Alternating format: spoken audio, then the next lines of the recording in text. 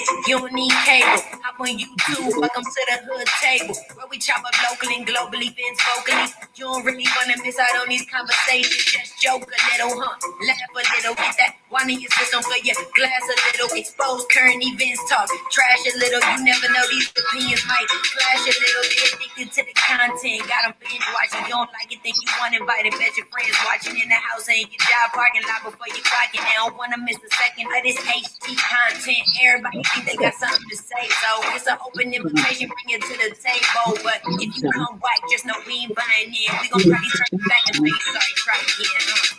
Yeah, welcome to the hood table. You don't need Netflix, you don't need cable. Yeah, welcome to the hood table.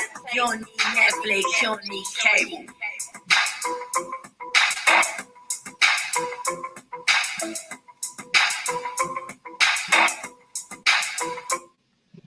Hey, welcome to the hood table one more again, everybody. Come on in, come on in. I see people creeping on in here. Make sure you like the video, share the video, subscribe to the channel if you're not already subscribed. Please and thank you very much. Now, first off, as you can see from the title of the video, we're going to be having an exclusive interview with Shante'a, aka Peaches, who is the mother of Simone Goods, a star basketball player. Very well known, very popular in her own right, very talented, who recently passed away this past week. And because of a lot of things that's been going on surrounding the death of her daughter, she hit us up and said she needed to speak her voice and get her voice out there. She wanted to be heard about all these things that's been going on. So I want to welcome you to the platform, Peaches. I'm gonna call you Peaches, which is what you by my friends and family. I'm gonna call you Peaches. So I want to thank you for joining us tonight on the hood table. Thank you. People also know that we do know each other personally. We are besties. We go way back. So I just want to let that be known.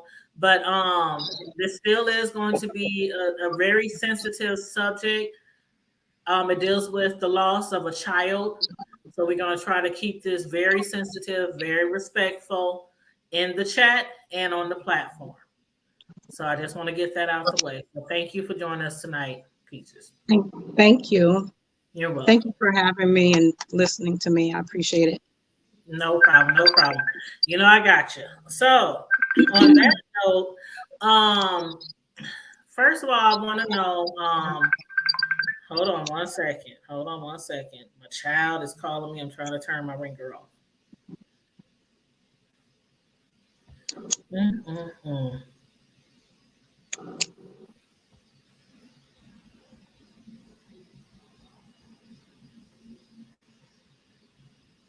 So now, on that note, I have to turn my ringer off. My child is calling me. Sorry, y'all. But what was you about to say, babe? I said you look pretty tonight. Oh, thank you. And you know, you always look beautiful, bestie. You always. Girl, please. I've been running around here for the last week. These bags under these eyes, but thank you. But you know what? You have every reason to be tired, to be, you know how they say, I'm ripping and running. I'm just, you know, what you going through right now. My sincere condolences. I've told you that over and over. You know, we know each other very well, so I know that wasn't my child, but you know, she was really loved. I admired her. Her and my oldest son was very, very close friends. They both played basketball together. I used to watch her play basketball. She was a beast on the courts. So, you know what I'm saying? Our kids graduated together, so we have like that relationship. You know, when it comes to Simone. Yeah. Then you can call her Mama because that's her name. That's what most people know her. Well, if you are family, you really, really close, you're going to know that that's Momo. That's Momo. That's Momo. So thank you. We got people in the chat saying their deepest condolences. Thank you. Well, yeah. So let's get right into this because a lot of people don't even understand why are you going live? What is it that you want to talk about? But first, I want to start off with Mo did recently pass. on the 20th Mhm. of this month. So it's been 6 days since she passed. And I don't know if it's fair to say the world is out there like mourning. I mean, I've been on Twitter, IG, Facebook. I didn't realize how many people know your daughter. Like, So has her I, been a I just want to say, yeah, basically the world is mourning my daughter because people might not know me, Mhm. but that's my baby, Mhm. and she's known from here all the way to Spain. So yes, All the way to absolutely, Spain. that's the proper thing to say, that the Mhm. world is mourning her, and people that I know and people that I don't know have morning, noon, and night been ringing me on Mhm. Facebook, sending me messages, and I appreciate it all. Um, a lot of people, the empathy and the love that people have shown strangers has been, it's beyond words that I can really say. A lot of people, I haven't had the words. It's hard when you've lost your child and you can't even say nothing back to people because you don't have the words to tell people. It's like you've been made to be quiet when you don't want to be quiet. And now, because so many things have taken place with me where my child is concerned, I ain't being quiet no more. So that's why I'm going to speak my truth. And Mhm. y'all going to know who it is that I am. And you're going to hear what Momo talked about that she wanted Before from she passed. from Mhm. her mommy. Yes. Well, let me ask you this first off. When was the last time you spoke with Mo before she passed? So this is a touchy subject, and people are not going to understand this part. And I'm not going to go into great detail about it because it ain't nobody's business, and it would actually affect other people that mean the world to me, that would hurt them. Mhm. So I'm going to give you the date roughly, Mhm. and it's going to leave question marks. Mhm. But understand that even though it leaves question marks, that don't mean that how should I say? Even though it may leave question marks, it may seem like it leaves a pothole or a hole there, but there's reasoning behind it. I would have to go into touching other people's lives, and it's not fair to do that to them when they didn't do anything to anyone. So I'm not going to do that. Right. So I'm going to tell you, due to personal reasons, the last time my daughter and I actually spoke was April. April all the way up into her passing in August. That's a long time. But a Mhm. lot of it is not my doing. And I'm not placing the blame on anyone, but as a parent, you make mistakes. You try to clean up your mistakes. You try to how should I say? This is so hard. Um, mm, Take your time. Take your time. you have you are a mother who you are known as the pickup, the cleanup person who has all the answers, and then you suddenly don't have the answers, or you can't be the one to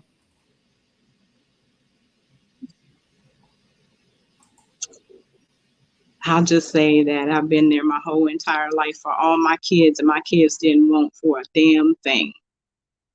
And when you get to a point to where certain people come in and they try to convince, take away, um, Oh man. There have been people that have come into my child's life and they saw something in her. So they wanted to be there. Mm-hmm. And then they tried to push her mommy out. Mm-hmm. And even though they tried to push her mommy out, she would be like, but I still need my mommy. And so she would always come back. Mm-hmm. You can't get rid of me. Right. You can't get rid of me. I had her. Mama I all had the way to the end. That's how we are. her. So I'm gonna let you ask your questions because I'm gonna let you ask your questions Okay. because I need to let you ask your questions so I can answer what happened to me. And most of all, what has happened with my daughter and what she wanted, and why am I not fulfilling my daughter's wishes? And we're gonna jump right into that first, and then we're gonna go back a little bit to lead back to basically bring it back home with this Mhm. conversation. But right now, again, your daughter Mo, she passed away on the 20th, and a lot of people Mhm. know the reason why she passed, why she had to leave her team in Spain. You know, she was in a contract. She, you know, she's a baller. She was playing over there, overseas, doing her thing. Got sick, had to come back home. So a lot of people know, especially from the GoFundMe that was created. You know, it kind of explained everything that she was going through and why they needed to GoFundMe. But people have been reaching out to you because they want to know what are the plans, where's the viewing, where's the funeral, where's the service. You Mhm. know, they want to know stuff like where can I send flowers, where can I send cards. You know, normal things that people want to know who have loved someone and lost them. And what is your answer to that? This whole entire time, my answers have been thank you so much for your support. Thank you so much for your love. Um, I remember, I think I said something to you, Tanya, saying, um, it's all not right. It's so wrong. It's so wrong. It's so wrong. And I couldn't even tell you as my best friend that I'm not even planning my own child's funeral. And so I need to tell this story because anybody who knows me being a provider, being anybody who knows me in my heart Mm-hmm. and with all the things that I've done for people, just my character, I'm not going to be one that's going to let somebody else come in and plan my child's last days. Mm-hmm. And that's been taken from me. So now, I can definitely contest to that. That I know you would try to have your hand in every part, you know, every decision. it wouldn't even be try. Yeah. It wouldn't even be try. I did everything. And because of the fact that I didn't live in this state, and because of the fact that I couldn't get here fast enough, some people did some underhanded shit, excuse my French, and they took that from me. You took that from me. My baby been gone 6 days today, and I ain't seen her. My baby is more than likely cremated, and there's a service for her tomorrow. And I've been told you can go and release a balloon for her. What? What? So, can I just tell my story because I can't hold it no more. I've been shut up for a whole week. I need to tell my story And that I, as your best friend, I didn't even know what was going on. I knew Mo passed. I was waiting to find She didn't out, know nothing. what was going to happen. Just Even so my y'all know, supervisor I knew kept that, it to myself. I I I kept this to myself. Tanya did not know nothing. I snuck into town and didn't tell anybody because I was here trying to find where the fuck is my baby at, she just showed up on because my doorstep. I I was like, showed up. "What? Who is that outside? What?" I showed up because as a mommy, I felt as though the other side of the family, who they don't like me, they've never liked me, they've never cared for me from the moment that I said I'm pregnant and my baby is 25 years old. They've never liked me, but I've tolerated them. I stayed away from them, and they came in. I have to tell y'all, people who know me, they know that once upon a time, recently, my baby lived with me in Florida. And because she felt it was a little bit too hard for me to take care of her by myself in Florida, she was convinced by her father's side of the family to move back here to Nebraska. Back here to Omaha. And some people made some quick moves to make that happen. They did the work for her. She was scared. She didn't want to, but she was convinced to. And I told her, you can try it and see if you like it, see if the doctors tell you something else different. If you don't like it, you can come back. We'll Because one of the struggle. things that she was under the impression was it might be some better doctors up here. They might be able to give Exactly. her some better treatment. Because do you want to say what's wrong with her? So, I mean, people have probably already been all over her From the GoFundMe. yeah. And let me say this. I gotta say this because it's important for people to understand before I even say this. Number one, this is not to hurt the other side of the family. You must know this, okay? This is not to hurt them. They've done everything in their power to try to hurt me, and they've done a good job.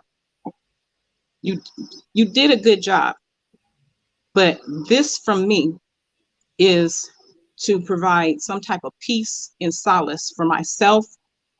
I have two grandchildren who are Momo's nephews. They love her dearly, and they're looking like deer in headlights because they're not getting to say bye to their auntie.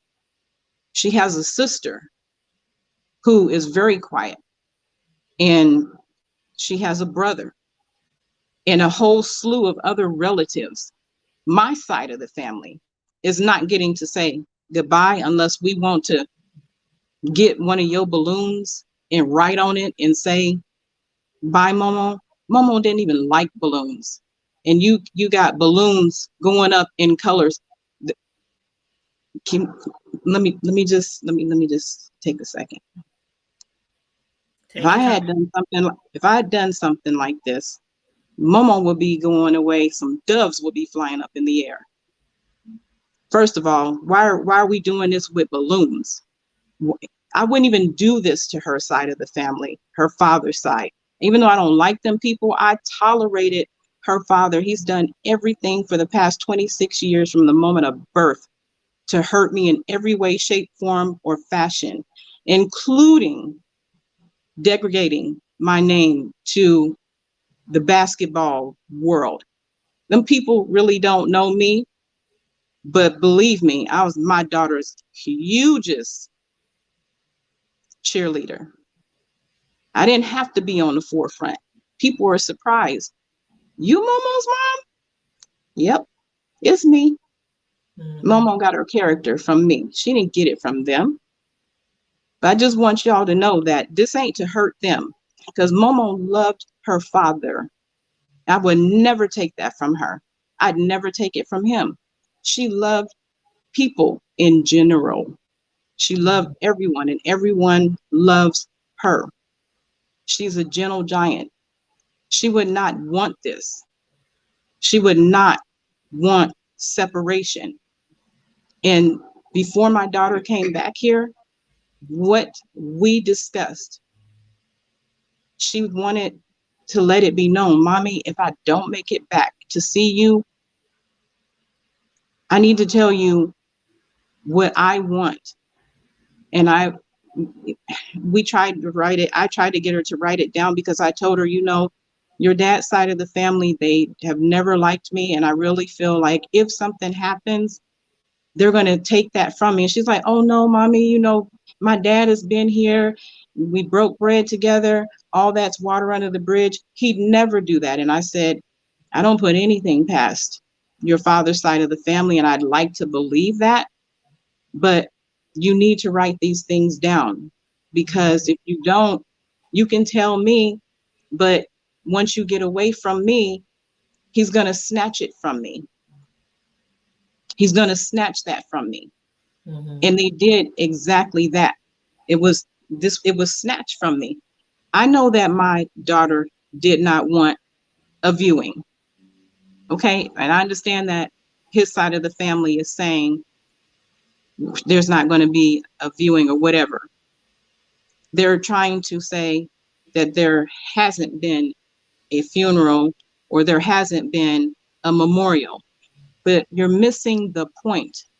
Why are you making plans amongst cousins, aunties, nieces, nephews, a best friend, and I'm her mother? And you were trying to reach out to him for how long? And I, from the moment that I found out from someone else, when y'all saw it online, I got the news secondhand, not from him. My baby was on hospice and I was not told. She was on hospice. They had the opportunity to say, look. And that was for like 3 to 4 weeks she was on hospice. So I don't know, honestly, how long or when the hospice began, but that's beside the point. Even when he was in Florida and helping me with her, here's the thing. We put our differences to the side, or let's just say now I can say I put my differences to the side because you flew all the way to Florida and we broke bread and we were taking care of our child together. Mm-hmm. And then you leave and then you convince her to come back here and she comes back and she goes downhill. And now suddenly my daughter is dead and her mama's booted out. How does that look? Now, how does that look? That don't look right. And when she came back, she wasn't even living with him. She's living with another family member. Let's talk about that, because when Mo found out that she was, well, before she even knew what was wrong with her, she was playing college basketball. You know, she went from Benson. She played at a lot of different colleges, started out at Benson High School, played in a lot of different colleges, Illinois State, several other ones. Then she eventually, she started feeling sick, didn't know what was wrong, but she kept trying to push through because of her team and everything. Then she went to Spain, had a contract and everything, playing ball over in Spain. She started feeling sick, like really sick. And she's so sick where even though she was under a contract, and if she left, she couldn't play for nobody else. She had to come home because she was feeling that sick. And she came where? And let me stop you, because she was on the phone with me and she was like, Mommy, I don't know what to do. I'm feeling so sick. I can't hardly play. And I'm getting benched a lot because I can't play. Mind you, she was with me before she went to Spain. So she came back to me. Mm-hmm. I had told her, if you don't feel good, if you can't play, you know, I never have been one to force my children to do anything that they don't want to do or that they can't do. Mm-hmm. So even though she was under contract, yes, I was afraid. I was afraid. Mm-hmm. I was very much afraid that these people would try to sue her and make her pay all that money because of the fact that she couldn't keep up with her contract. But at the same time, too, I didn't want my baby to be stuck in another country and something happened to her. So I told her, come back. So she came back and she was with me. And So she was, before she even went to Spain, she left college to come stay with you. Then she went yes, to Spain, still yes, was feeling horrible, and came yes, back to live with you. And then exactly. after that, her father came down there, No, nope, to help nope, out or whatnot. nope, So what ended up happening was, even though she came back to stay with me, she was with me for several months. You Mm-hmm. know, she's an adult. Adults don't want to listen to what they mama say do. So she loved Right. me, and she get a little jazzy in the mouth. Well, you don't like what I Like gotta say? all kids, like all kids. You don't like what I gotta say? Get out. Get your own. Mm-hmm. So, but I loved her. That don't mean I didn't love her any less. Right. And so she got her own with her best friend here. Mm-hmm. I keep saying here because I keep thinking I'm in Florida. I'm still in Omaha. But anyway, she got an apartment with her best friend. And of course she feeling bitter with me because I'm moving out of mommy's place. But she gets her own place and we're not talking for a little while, but she's still sick all that time and I don't know it. Mm-hmm. I don't know she's still feeling all those pains. So my oldest reaches out to me one day and she's, through those time periods, my daughter, the oldest, she's the peacemaker of the family. She don't want anybody to, no arguing, no bickering. She always tries to find a positive out of every negative. So she would sneak little tidbits to try to let me know how her sissy is doing. Mm-hmm. And, so she would talk to me and I would always know what Momon was doing. But I just, just as a parent, I'm still knowing how she is. We're just not talking. Mm-hmm. So fast forward, Momo's in the hospital for about 5 days. And my daughter reaches out to me and she's like, Mommy, I have to tell you something about Momo. And it's not very good. And so I'm like, okay, what's going on? She was like, she's been in the hospital 5 days and they don't know what's wrong with her. And it has something to do with all that stomach pain and stuff. And I told her I was going to tell you, but she doesn't really want to bother you because you haven't and she hasn't been talking. And I was like, I don't give I don't give about that. If something wrong with my kids, I don't care. Well, it could go be a year. If something wrong with my kids, I'm on the horn, the first thing smoking. Right. So I need for people to don't get it twisted. That just because you didn't see me always saying, that's my baby, Mm-hmm. don't think I wasn't there because I was there for mine. I need people to understand that because there was a lot of bad influence people too in my daughter's life riding her coattail because my baby was going up Up. there, Mm-hmm. up there. And she was always coming to mommy for advice on what to do. Yes, she talked to her dad for advice. Wasn't always good, but she always came back to this one, Mm-hmm. back to the story.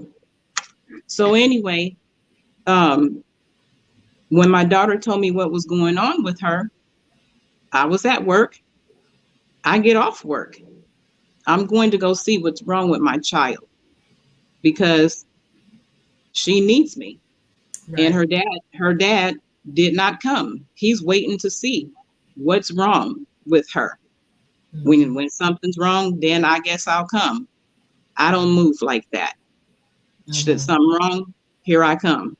Right. So I go see about her, and there's some things that take place, that's some underhanded things that I don't know if I really want to touch on because that's going to open up a door. But I will say, after I took care of some misinformation that was given to my child, shortly thereafter, that is when the diagnosis of cancer came along. There was never a question where my child was going to be. You're going to be right here with me. I'm going to take care of you. You can be in your apartment and you can come and you can stay with me. So it was a back and forth thing. I was the one on FMLA. I was the one not getting paid.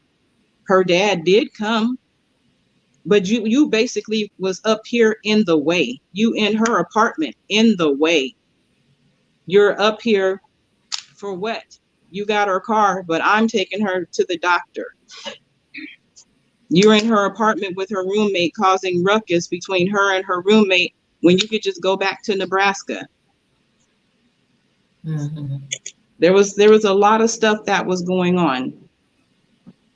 A lot of things that were happening. I keep my business to myself, but I'm saying some stuff now because for years I've dealt with that family trying to make me out to be a parent that I'm not that type of a parent. Make it seem like I'm not there for my child. Y'all don't know anything about what's been going on with Momo. And I want y'all to know, y'all see Simone, that ball player. You don't know Momo. You don't know Simone. Y'all know the ball player. Simone is a pleaser. She loves everyone, but you don't know my child. Not really. You don't know the struggles of what she went through of trying to please those people riding her coattail, those people in her ear, those people, I'm your friend. I'm your best friend. Hello, best friend, if you're watching. Hello, best friend. I'm talking to you since it's we decided. Nah, we didn't decide nothing because we is me. I'm her mother. We didn't decide nothing. So I'm calling you out on this live and I'm telling you, we ain't decided nothing. And you put yourself in the middle of something and then try to say you ain't got nothing to do with it. But as soon as you put yourself in the middle, you got everything to do with it, best friend. But you ain't really her best friend because quiet as it's kept, her best friend is in Florida. Well, there was a GoFundMe, right? Yeah. Okay, so when you saying that her father was down there and really not helping out in the situation, but he did create a GoFundMe. I'm sorry. I kind of got, where your drink at? Girl, I told you I didn't even make a drink for the show. I wanted to be wide alert. But do you, girl, we can take an intermission. I can make one. No, I'll just play. Anyway, But go ahead. no. What about the GoFundMe? So there was a GoFundMe. I just want to start a little bit before Mo came back to Omaha. Okay, go ahead. Okay. Yep. So there was a GoFundMe made, and Momo did not want that GoFundMe. Am I correct? Yep. Momo did not want that GoFundMe account. I'm going to tell y'all this very much. Momo is very, very shy. Momo is very, Momo loves nice things. Everything that she has is going to be nice, but she's very, very shy and modest, and she really don't like to ask for anything. So it took a lot, and she didn't even create that account. And it was created basically like right after her diagnosis. Yes. And there was a lot of money in there. But I will tell you this much. I will tell you, for everyone who gave, she was grateful and thankful that you gave. Mm-hmm. But when it was created, she didn't want that. Mm-hmm. And I'm telling you what I know as her mother in our discussions that we had. Mm-hmm. Anything that I'm sharing with you, I can tell you these are things that a mother and a daughter would have been discussing. Exactly. I get it. And that leading me to right before she left to come live up here in Omaha, she was staying with her roommate. and there was a situation where her and her roommate weren't quite getting along. Yeah, It was kind of over. they had some issues. I mean, I'm not going to touch on that a whole lot because I love her best friend that lives in Florida. I believe she has a genuine heart, and I don't want to say anything that's going to hurt her in any way, shape, form, or fashion. So Okay, I'm going no. Yeah, I don't want so to so speak so I'm much gonna on the bestie. so I'm gonna tread lightly on this. Okay, I'm just gonna Right, tell you. I'm just right. gonna tell you this much. Things may not have Okay. necessarily always been the way that they should be, because if you think about it, a person, y'all going out, y'all partying, and then that comes to a screeching halt because your friend gets sick. Okay, she gets sick, she can't do the things that she used to do. But on top of you not being able to do the things that you used to do, you got this other person who has now come into y'all circle who could be contributing more, but is not. And I mean, the father is now coming and living with them. So that caused a rift. And that's all I'm going to say on that. I'm not saying anything else besides just that. I think people probably can get the picture. Next question, On that. please. Okay, so next question. So she moves up here to Omaha because he convinced her. I mean, I know you don't have a lot of people down there because the majority of your family is up here in Nebraska and his as well. So she's convinced to move up here, possibly to spend time with her family and friends up here before coming back to you in Florida. But once she got up here, she thought she was going to be living with him. So I'm going to let you take it from there.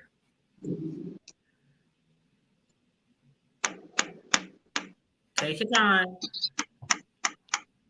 So, yeah, I mean, she was convinced, Mommy, I could go back there because I have cousins, I have aunties, I And have possibly uncles, better doctors. And possibly better doctors. and she wanted to see what the doctors might tell her about her prognosis that might be different, because that we weren't getting so good news in Florida. And I was tired of her being upset. She was tired of being upset. And so, yes, hoping that the doctors would say something different. But once it came time for her to get ready to actually come to Nebraska, it's like, oh, and by the way, I'm not going to be living with my dad. What? So you're about to leave me, and I'm not going to be taking care of you? And where are you going to be living? So she's going to be living with an aunt.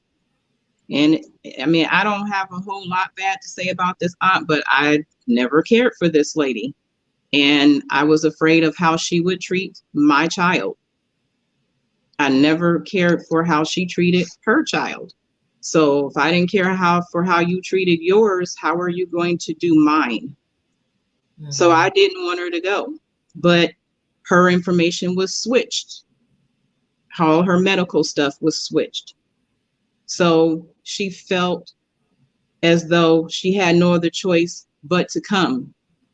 When it came time for her to get ready to leave, she left her apartment early so she could spend a day or two with me. Mm-hmm. But a day or two turned into 5 days. She just kept saying, Mommy, I don't want to go. I don't want to go. And her phone kept ringing. You ain't on the road yet. You ain't on the road yet. She didn't want to leave. And so I'm going to be honest with you. This is where I feel I failed my daughter as a mother. And I wish I could take it back, because if I took it back, my baby could possibly still be with me. I shouldn't have never let her go. I should have just said, it don't matter whether it's just me in Florida. We can work it out. I picked up on the fact that she didn't want to go, and I let her go anyway. I shouldn't have never let her go. Period. I failed her in that regard, but never would I ever be thinking I failed my daughter only to think that when she comes back, she's never going to make it back to me. Yeah, you had no idea. I'm just going to say when she was here in Nebraska one day and she was like, Mommy, I made a mistake. Can I please come back? But because of the fact that she drove to Nebraska by herself with her dog, my baby's sick. And I'm like, can't your dad come and get you? Why do you have to drive back to Nebraska by yourself? He's convincing you to move here. Why can't he come and get you? He's not going to do it. So she took the risk and she drove. And that's a long way to be driving and you're that sick. Yes. And so she took the risk and she drove. And so now I'm like, well, I'm not going to let you drive back. So, and since everything is switched over, what we'll do is we'll have you wait a little bit, see what the doctors say, and then we'll have you come back. Well, she's now then at a month and a half. She's now here a month and a half. And she's still crying, Mommy, please. So I say, yeah. I'm gonna come and get you. I'm gonna come and get you. I'll find a way to come and get you. If I had to put a trailer on the back of your car, because at this point in time, she's now crying and telling me that the aunt has told her this wasn't what I thought it was gonna be. And you need to move and go back and be with your dad, who her dad is living in an old 1800s house that he grew up in, and all their family or somebody is living there, and he's sleeping in an old bedroom he grew up in, and my child is in that house sharing a room or something with him. So when she could be back down in Florida, when she could have been back down in Florida in my house with her own room in her bedroom. So she was moved out of her auntie's house, from what she told me. When, you know, there was a time period after she had been here a month and a half or so, I wasn't talking to her for like 2 or 3 days, because sometimes she would get on this thing where she's feeling so down, depressed, she don't answer her phone. Yeah. Or she may be sick, because sometimes with the condition, she's going to be sick and she don't have the energy. So the next time I did talk to her after several days went by, I could tell, you know, she's hiding herself. And I'm like, why are you hiding yourself? Let me, you know, I could just see the top of her bonnet. Let me see you. Let me see my grand dog. And then when she let me see her, she's crying. And the room don't look familiar. It looks dark and dreary. And I'm like, where are you? I'm at my grandmother's. What are you doing over there? You visiting your dad? No, her aunt told her it wasn't what she thought it was going to be. She then didn't bargain for cleaning up after a dog. The electric bill is too high. The water bill is too high. So she had to move out and go and live with. I'm like, if I had known you was going to have to go through all that, I would never let you move. Right. You would have just stayed with me. Right. And we would have just toughed it out. Mm-hmm. These are things that me and my daughter talked about, but these people will try to convince you. Shantae wasn't there. Like he wasn't around, you weren't in the picture. Get out of here. Get out of here. And that her dad was the only one caring for her or contributing. Anyway, you got pictures of my baby. Let me see my baby. Yes, right now we're going to show you guys some pictures of Simone Goods, the basketball star, the beautiful daughter of my bestie. Let's show some pictures here, you guys. And you can tell us, like you can explain, you know, as I post the pictures up, what was going on, where you guys were, or, you know, if you want. Okay. Okay. So let me go. I'm going to go, it's about 6 pictures here. Okay. So let's start off with this one. I love this, my favorite one, by the way. Okay. So a lot of people love that picture. And for everybody who posts that picture as your Facebook picture profile, a picture of you whatever it is. A lot of people have that picture up. Yeah. I picked that dress for Simone to wear.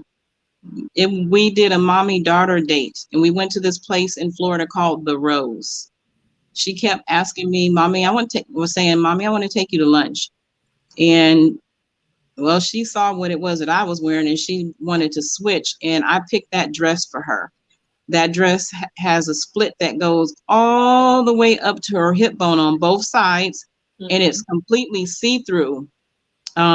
Completely see-through. And I talked her into wearing some pretty thongs. She looked like a goddess that day. Beautiful. She looked like a beautiful goddess. That's one of my favorite dresses of her. And when we walked that day, it was windy, and the dress was just flowing behind her. The split in the middle was going in between her legs, and the men were just just turning heads, boy. Their heads was just I didn't even get no attention that day. She got all the attention. I'm like, okay, baby. So yeah, we were at a place called The Rose. Okay. All right. And we're gonna go to the next one. Okay, so my daughter Daiquiri is gonna kill me, but I had to put something in there so people could see, there's love there between me and my two girls. So that was that's me in the all white with the bug glasses, and the bug glasses Simone bought for me, and she had a pair exactly like that. So that's Simone in the middle, and then my daughter Daiquiri in the blue jeans. We had a date filled where we went to the movies, we went to the beach, where we can like drink margaritas and whatever drink it is we wanted to drink. And we went out and we had her favorite crab boil. We got fat and full that day. We got fat and full. We had and we had one other person who means the world to us as well. Her name is Hazel. She's the one that took the picture. And so we had an all girls day, and we had a wonderful time. And I love that dress on you, by the way. Thank you. I have another one. It's like a two-tone. It's white and it's blue, just exactly like that. Yeah. And then we're gonna go to another picture. So that's the day, same day where we went to the beach. When me and Momo would talk, we always got in each other's faces. We always had mother-daughter talks like this. So if you can see, we're always so close. Because Momo, we will be talking and she'll lean in in an instance and go, mwah. She'll do like that to me. So that's how close she was. We're standing, I forget the name of the place that we're at. I can't remember, but it's by the water. And so me and my daughters were on the water that day. And, we're trying to go out there. Like, you guys had a really nice day. Yeah, they actually like play music, and we sit outside and you can drink, and people pull up on their boats. The music is really, really loud from behind us, but also whenever somebody pull up on a boat, sometimes they might take you out on the water if you ask them. So. Okay. And then we're going to go to another pig. So that's the same. Yep, that's the same day that we're standing outside of my car, and we're always posing. I mean, always posing, doing something. So she's like, "Mommy, do this." So, oh, she's so beautiful. You see, she has the same glasses as me. Oops, let me go back. Yeah, hers is blue, mine is green. So sometimes we wore things alike or similar, and she bought those glasses for me in green because green is my favorite color. And she got this next outfit. Did you pick that one out too because it got green in it? That's the same one. That's us when we went to the Rose. That one. Okay. See, it looks different in the other picture. It looks more blue.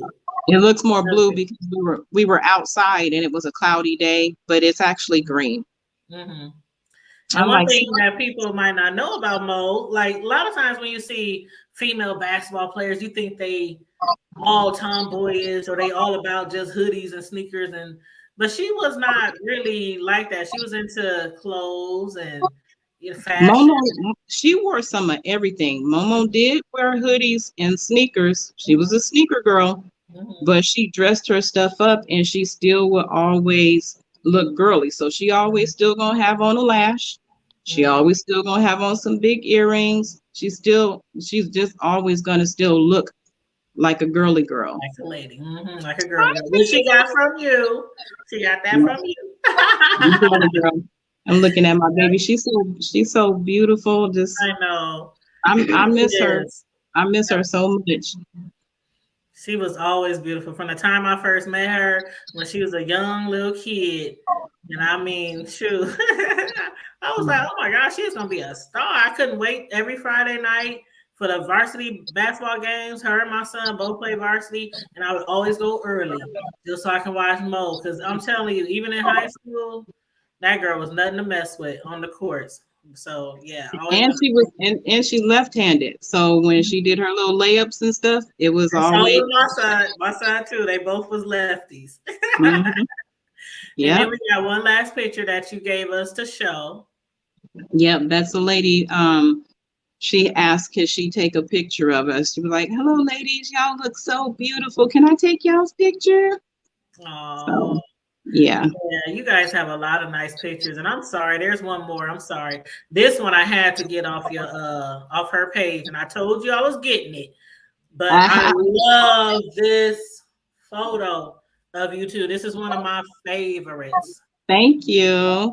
Favorite. That's when we went out. We went out for New Year's Eve, and oh my gosh, that Look particular at night. those legs. All legs. Mo is all legs.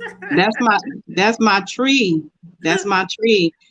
But she ended up kicking them heels off. Like they did not last. She was walking around the club carrying them heels, still pulling all the men, Mm-hmm. carrying her heels. Yes, Mm-mm. that was New Year's Eve. And then this one, you guys, is one of her pictures of her doing her thing on the court. This was when she was playing with Illinois State. And one Mm-hmm. thing I can say is Illinois State.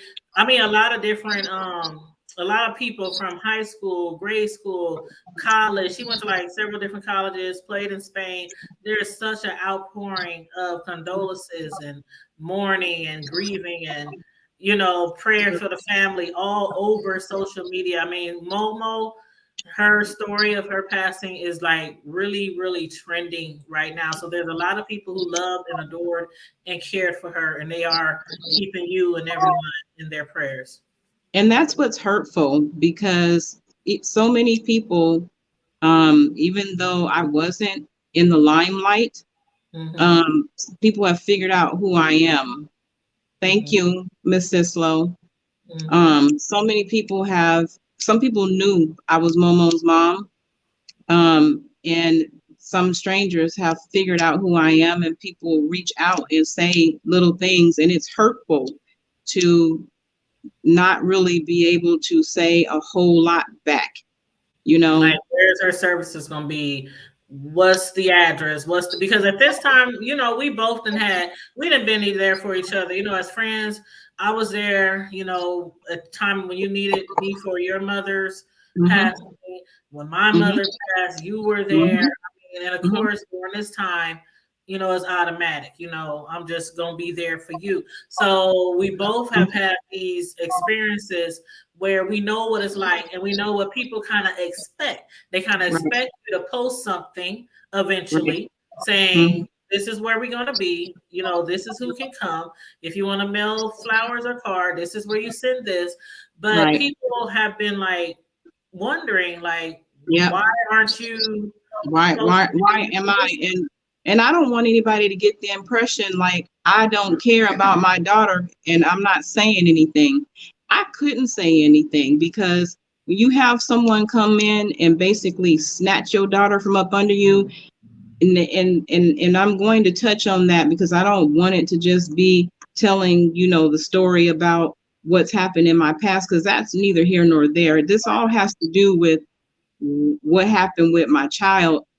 Basically, I just need for people to know that I know that it takes time when you're planning someone's death. You sometimes don't have the answers right away, or it's too hurtful to disclose right away.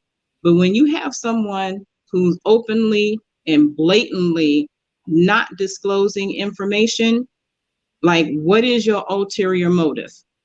You have an ulterior motive to want to come and hurt me after you just broke bread with me.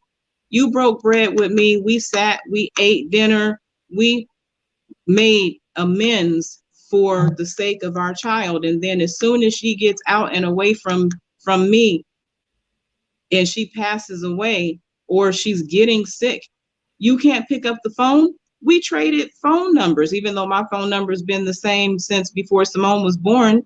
My phone number is 27 years old. So the same number that I had then, it's the same phone number, but I gave it to him again. So I have your cell phone number. You can't tell me that my daughter has declined even more. Get your ass here. You can't call. When my mother hit the hospice stage, I called everyone. I called her uncle. I remember. All down to Tennessee. I called everybody, because when it gets to that point, you really don't know. You pray and you hope and you hope and you pray, but it's in God's hand at that moment. So that moment, or before then, he should have reached out or at least responded to your calls, which he still hasn't done. But he still hasn't, not a single nothing. And I even reached out and was crying to him on voicemail just to tell y'all how far this has gone. When I started to realize he wasn't going to tell me nothing, I was on the phone calling the coroner's office to try to find. I hadn't even known that my daughter was on hospice. I had to find that out from a stranger. A stranger told me that my daughter was on hospice and that she had passed at home. And I'm like, which home? I'm thinking it's his home, but I find out she went back home to the home she was told this ain't gonna work out. So I'm thinking to myself, oh, so you let her come back because you felt. I'm making speculation, but this is how I'm feeling, because this is all you leave me with. Like, all y'all look funny. Y'all look funny and like y'all doing some underhanded stuff. If you can't, not one of you family members could call me to say, your daughter is put on hospice, get here now. It took me 21 hours to drive here. I wasn't taking the risk on waiting 2 days to be able to fly. So I chose, okay, you got a new car, get in the car and drive and don't stop. So I got in my car and drove and did not stop till I made it here. I was on the phone. I called every single funeral home. I called the coroner's office in Bellevue and in Omaha. Some people felt so sorry for me, they started to kind of name drop. I'm not going to throw this person under the bus, but I got a name.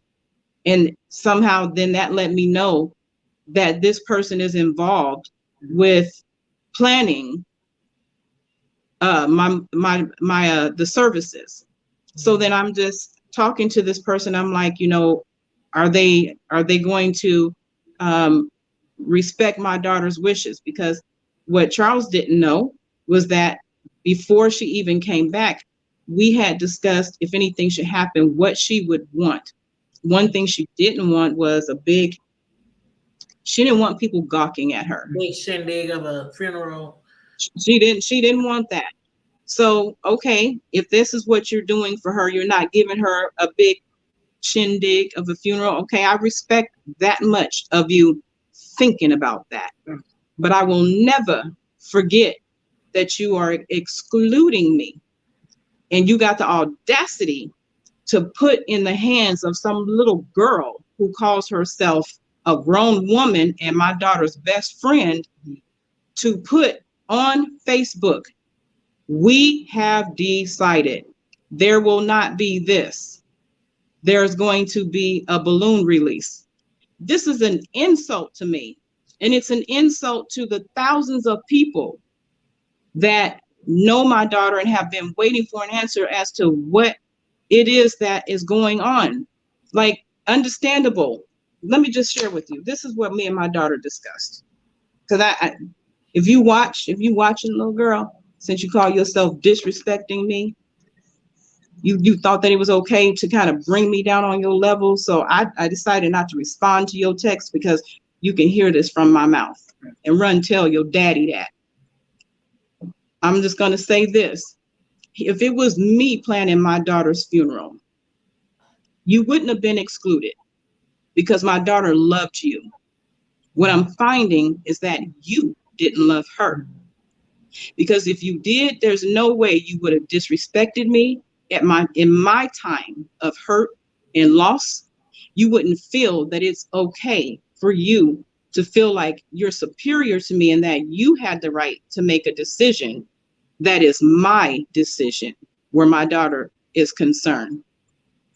Mm-hmm. You and her father and anyone else that played a role, each and every one of you. And I'm not taking my hurt out because she had the audacity to say I'm angry. And I am angry, but I'm more hurt. You have the right to be.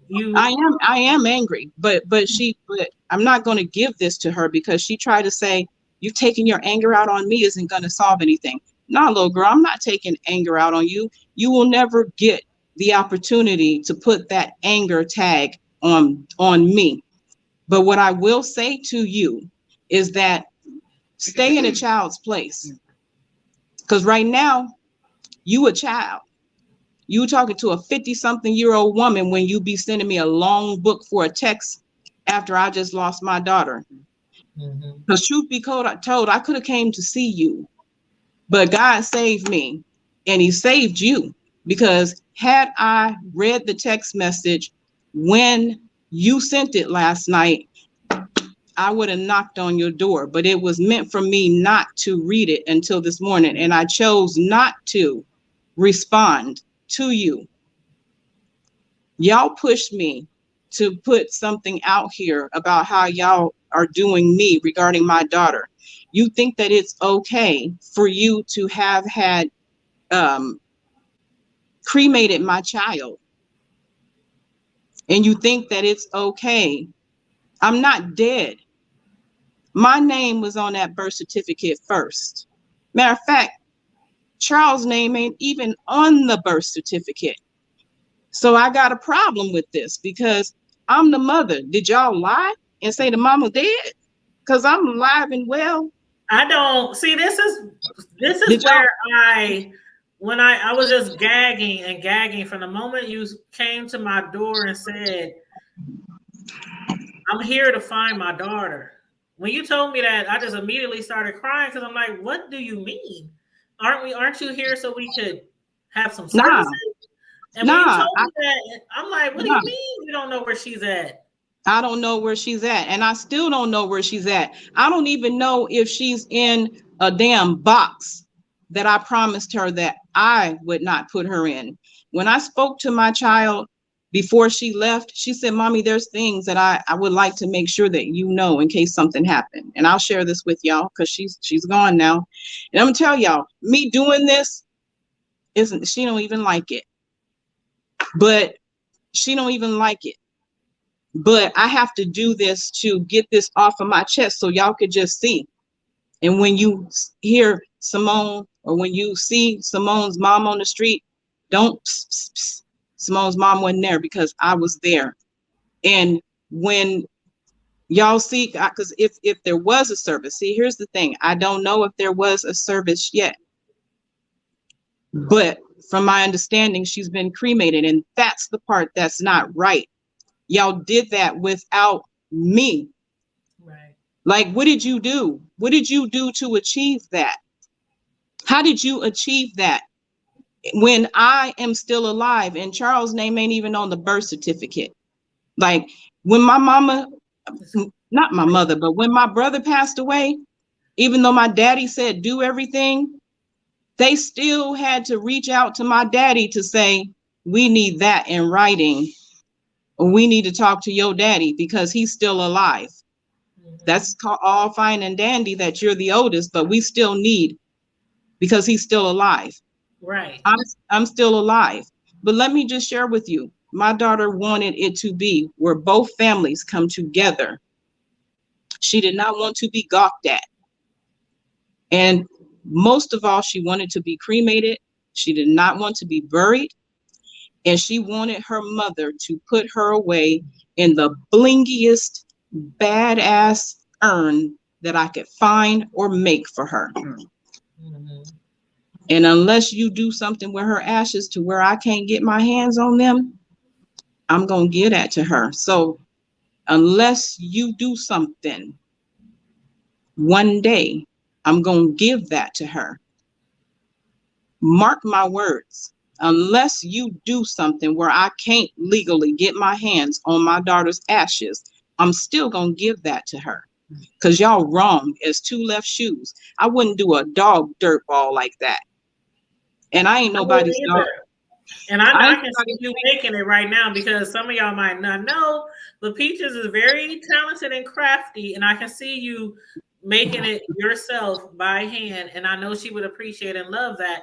One thing I just can't get this through my mind, and I've been asking myself, talking about different scenarios to myself, like who would have a child with someone else, and when that child is with you and gets so sick where they on hospice for weeks and then they pass away, and you don't reach out to that other parent at all, the parent that raised them their entire life, my whole life, took care of them, you convinced them to leave their mother to come live with you, but possibly better treatment, better care.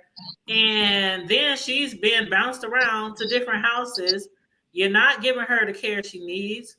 And then when she gets down to that level where it's like, okay, we need to make some arrangements, that before then is when you should have reached out to her mom, said, this is going on, this is going on, this is going on. And then it's premeditated. I'm telling you, this is premeditated. I'm just gonna keep it. I'm gonna keep it 100%. I don't care who don't like it at this point, because I spent my whole daughter's life listening to, being talked about. I spent my whole.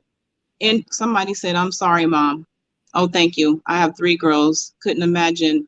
Thank you so much. I can't see it. It's brown sugar. Yeah. Thank you so much. They're showing you a lot of love in the chat. I can't see it. I can't see it all, but I saw something. Yeah. But I'm just gonna say, this had to be premeditated, and I can't even say that she was on hospice for weeks. But even if she was on hospice for 2 days, that man knows. If you had called me, text me. I don't care. I wouldn't have packed a bag. I would have jumped, grabbed my purse, get in that car, and whatever I could buy from Walmart to wear when I get here, I get it. Ain't no way. So y'all stole that from me. Y'all called y'all's family. Y'all waited. Y'all waited for your family to get here for them to be able to say goodbye.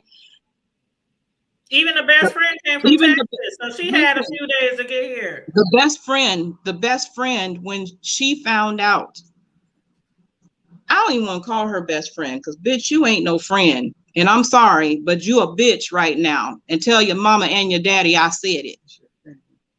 Ooh, well, get it off your chest, child. Get it off your chest. So let me just say this.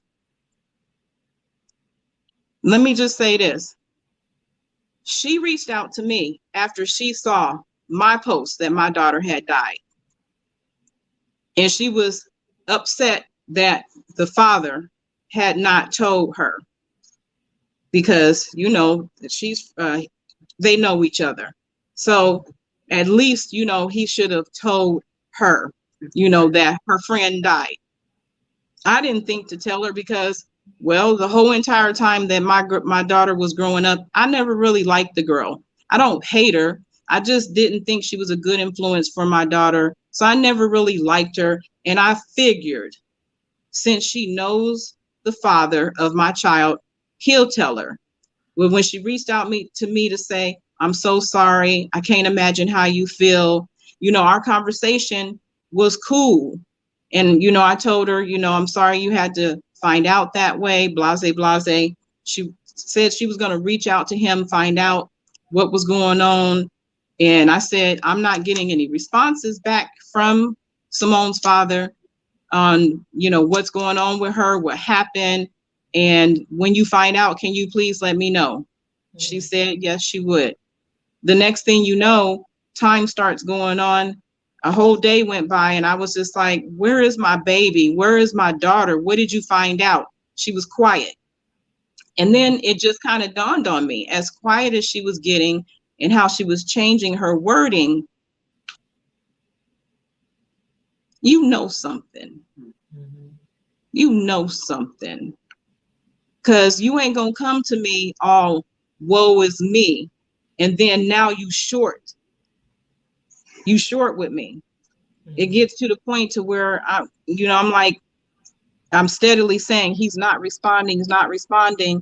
And then next thing you know, I happened to get a hold of a funeral home, and the lady says to me, do you know a such and such?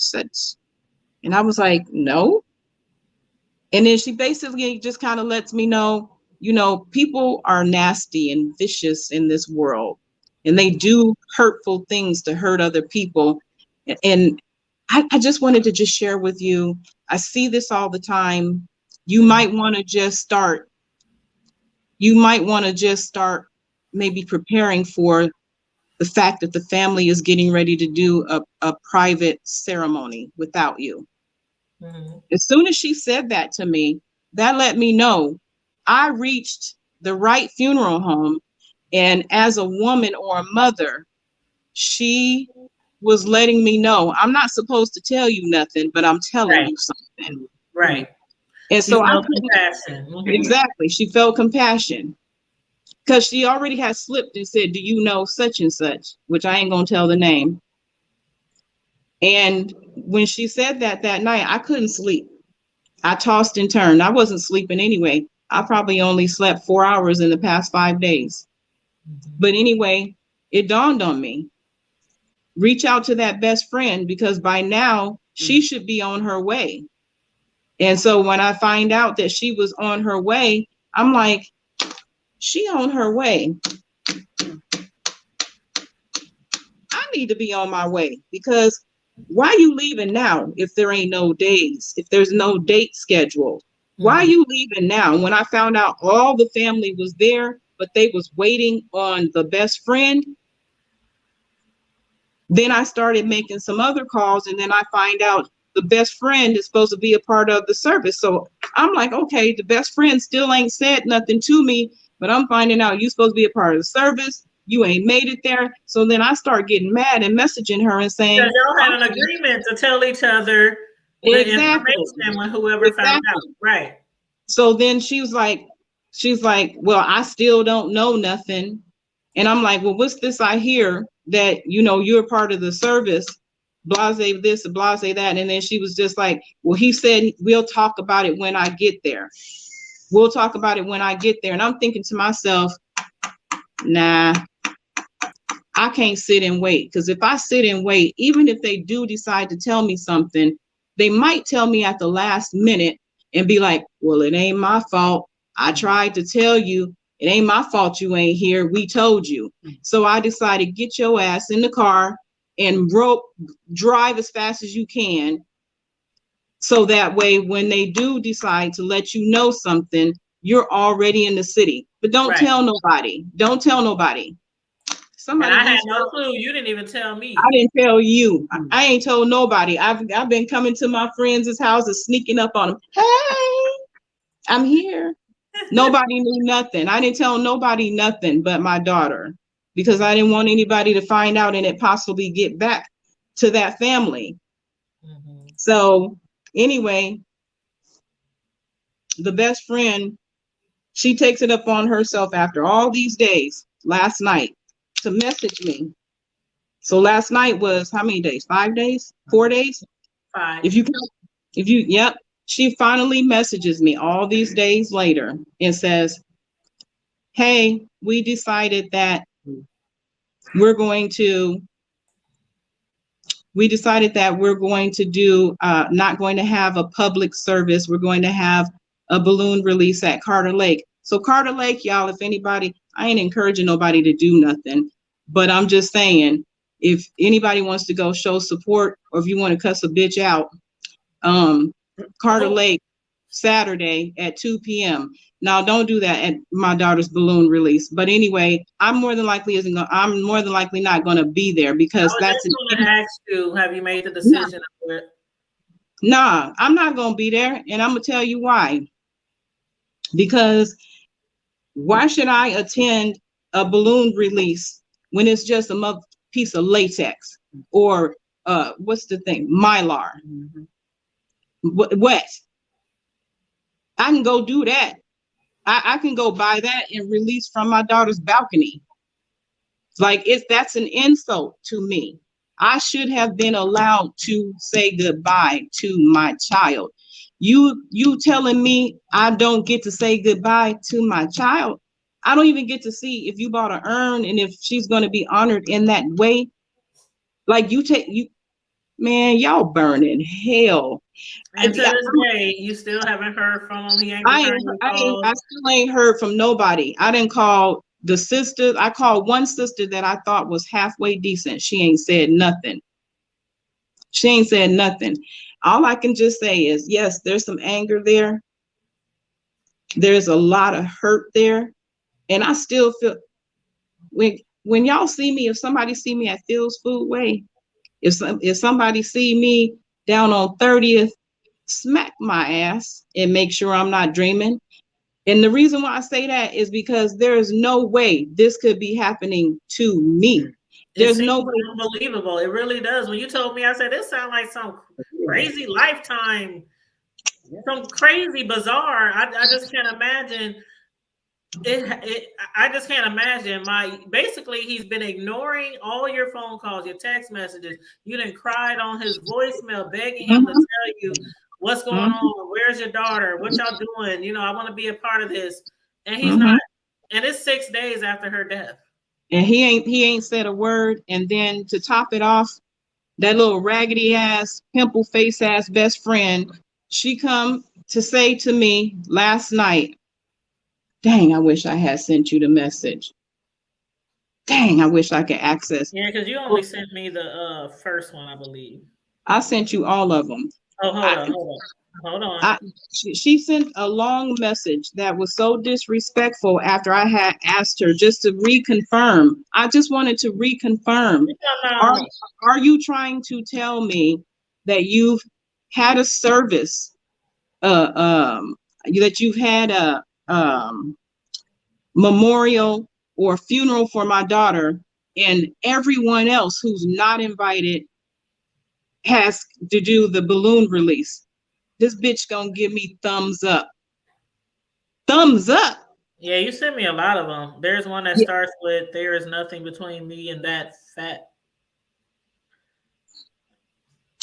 Okay, I want you to scroll to. I didn't want a best friend role. I see that one. Okay, hold on. Stop right there. Okay, that's the one. So you want me to read that one? That message is the last message that my daughter's supposed best friend said to me.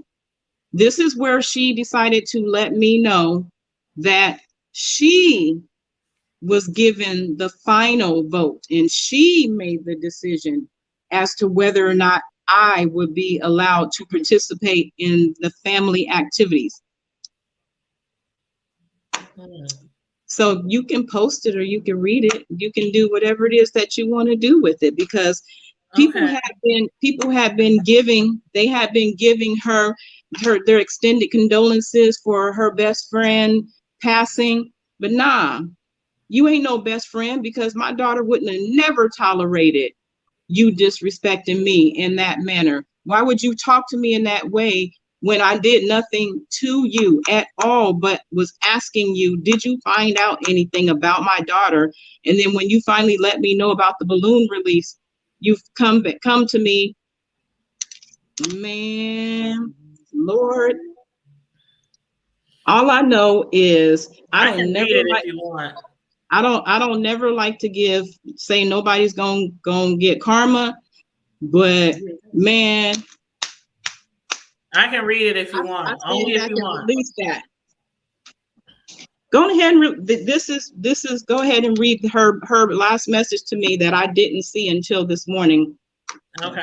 All right. So it says, and I'm not gonna say her name, but it says, I didn't want a best friend role. I am the best friend in capital letters, whether you like that or not. They didn't want you in attendance and they left it up to me because they agreed I would know what Simone would have wanted, which is why I told you I don't gain anything from keeping you away. I want everyone to come together and celebrate Simone.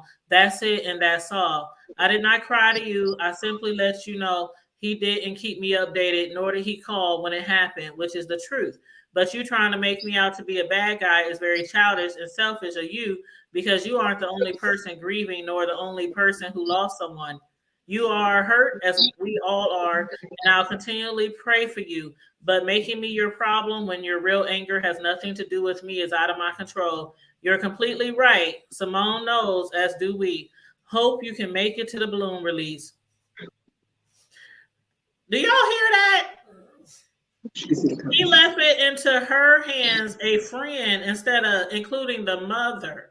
Now, again, like I told you, and I'm going to say this, then I'm going to let you go with it. But I told you this. First of all, that child is how old? 25 years old? Why does a 25-year-old have more say-so over what to do in somebody's final hours, their final wishes, I should say, than their own mother? And if that was me, let me say this. I would have never done that. Use the word. Let me use the word manipulation because he's a manipulator and she fell for it.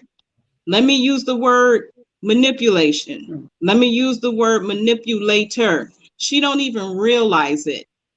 That man not only manipulated my daughter a whole lot of years, but now to take the stuff up off of him, he now has drug her into it and manipulated her to be the messenger. And she fell for it. She was being respectable to me at first, and then she listened to whatever it is that he said, and then she came back and she said those things to me. That's number one. Number two, I got to address this. I'm very careful about who I ask for prayers from. I don't need that girl's prayers. I do not need that girl's prayers. I do not want her prayers. And that balloon release, she can take that. They all can take that and shove it as far as they can get it, because it's an insult to my family, not just my daughter, my grandsons, my son who's still alive, and me, but it's an insult because there's other people as well that love Simone. They could have found a better way to honor her. They could have done something bigger. I'm sorry, but my daughter was big as damn life. Big as life. You gonna put something on your Facebook page and say, as soon as the balloon release is over, the ceremony is over. So she's only worth a balloon release? Nah, I would have been doing something way big.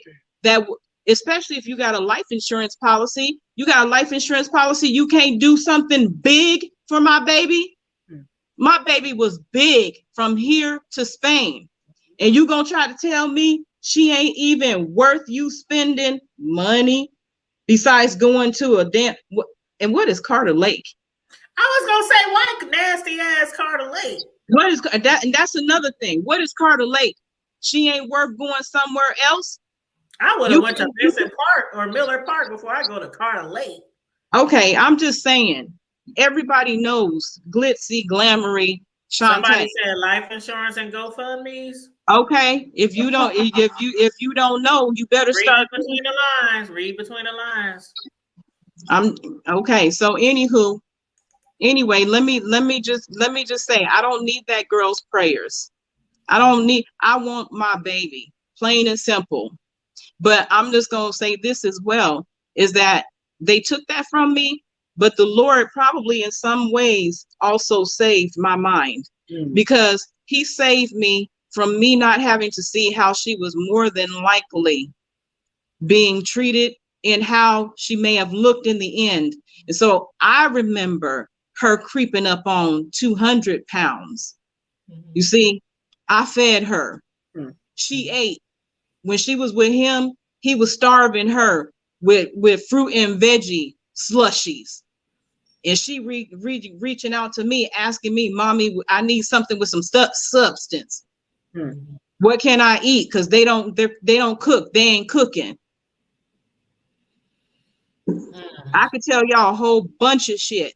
And one thing about a cancer patient, especially if you're really sick, you have to really be getting all your food, your nutrients, your calories, vitamins, you can't just survive off of some vegetables. I'm just gonna tell you, a lot of the time when my daughter was with me and she was spending time with me, and he was, in her apartment and didn't really need to be in Florida anymore, and he was raising ruckus and making her roommate feel uncomfortable. She was with me, getting fat and full.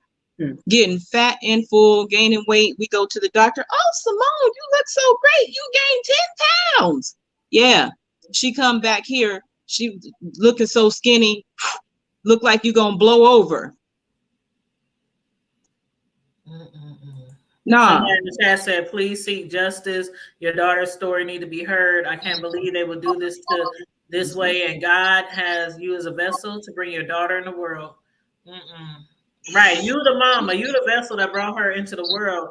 And I told you, if I would never heard it straight out of your mouth, I never believed that her father would do this to you.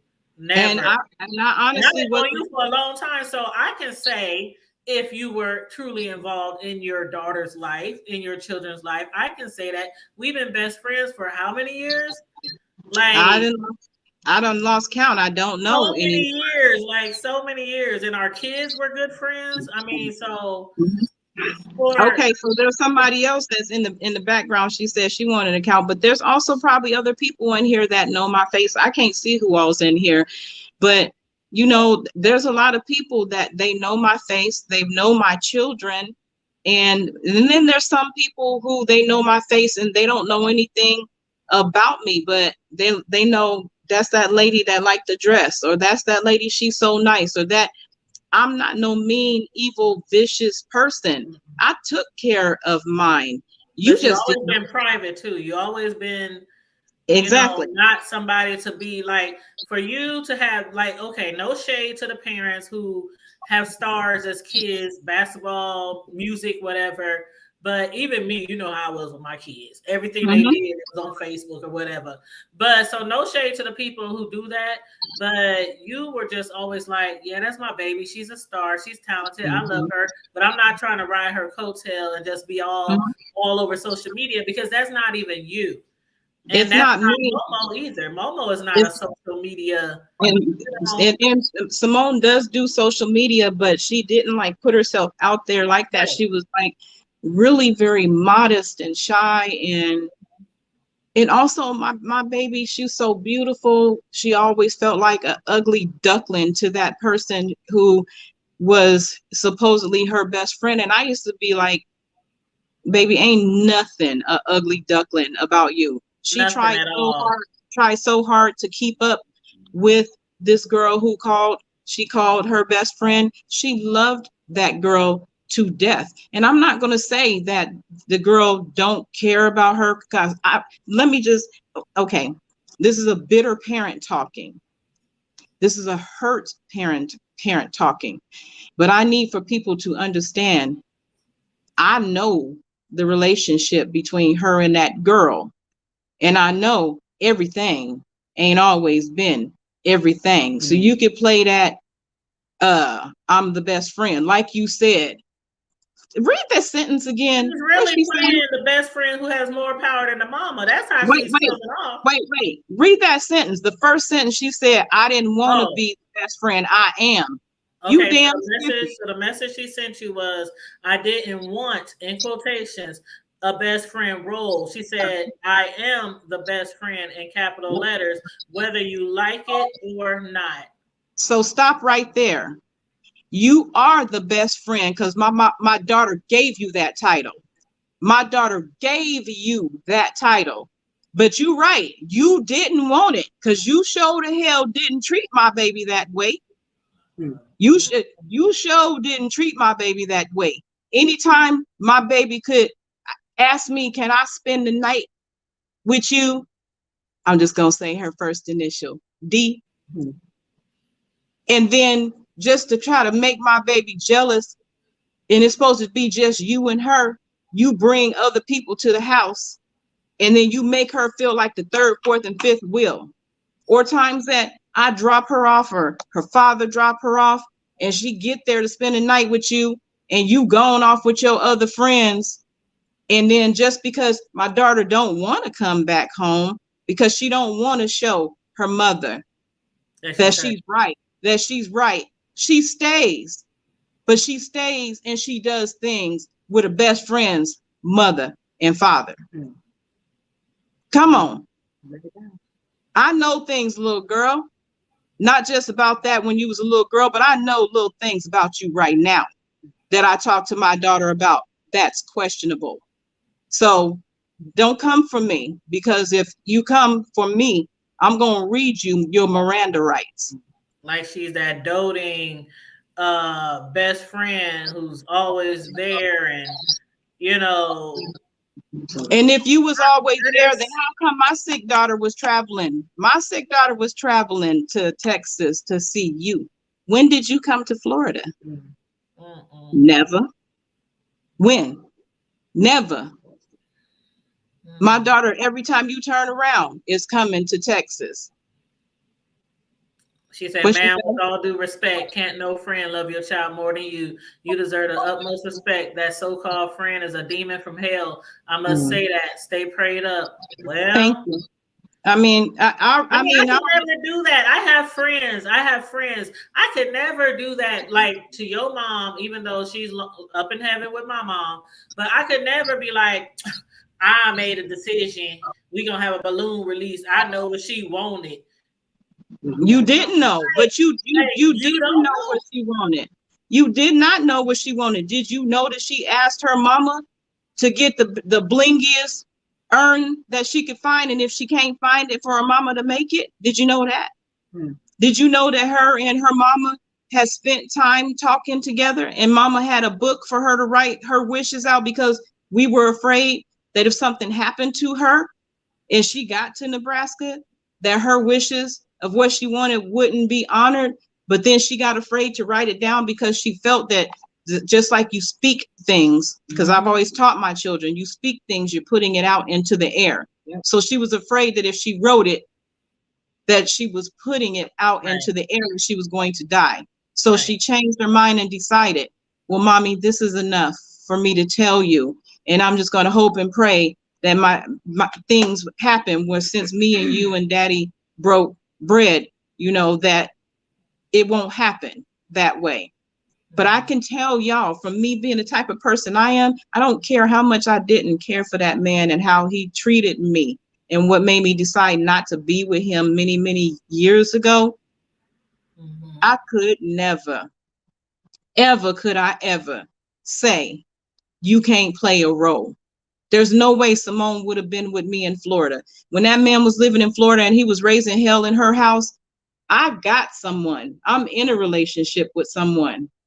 And I offered him, come bring your blow-up bed to my house. You don't got to go stay in a hotel. You can come and sleep in my living room for a couple of days. Why? So he could keep his hands out my daughter's pocket. Keep your hands out my child's pocket so you ain't got to go to a hotel. Because I knew about that too. But you can come and stay, because we eating good over here. We cooking and we doing family things. So you can come, you're part of the family. You ain't got nobody here in Florida. But so the roommate can have her house to herself for a while. But why was you in Florida and not working? Not really. Like you came to Florida, you there 5.5, 6 months, you ain't working and you raising a ruckus and making life even harder for my daughter, and then turn around and then leave her that way to where it made things rocky and shaky after you left. Like, I mean, man. So anyway, I don't know where my baby's at. They saying, and then she's saying she made a decision not to have me involved, and they saying to some that there was a memorial, but then also too, somebody's saying to my son there wasn't one. At this point in time, I don't give a damn if you have a memorial.